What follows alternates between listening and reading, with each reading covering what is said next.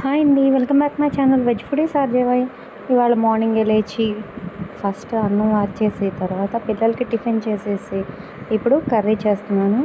Curry కోసం అని చెప్పి ఫస్ట్ ఒక కడాయి తీసుకొని అందులో ఒక 4 స్పూన్స్ ఆయిల్ వేసుకొని అందులో ఒక స్పూన్ జీలకర్ర వేసుకొని తర్వాత పచ్చిమిరపకాయలు, ఉల్లిపాయలు, ఈ ఉల్లిపాయలు కొంచెం సాఫ్ట్గా కుక్ అయిన తర్వాత ఇందులో నానబెట్టుకుని ఒక అరగంట ముందు నానబెట్టుకున్న శనగపప్పుని ఒక 5 స్పూన్లు వేసుకొని తర్వాత ఒక 2 మినిట్స్ కుక్ అయిన తర్వాత ఇందులో దొండకాయని చిన్న చిన్నగా కట్ చేసుకుని దొండకాయలు కూడా వేసేసుకొని మూత పెట్టి వాటర్ వేసుకుని మూత పెట్టాలి.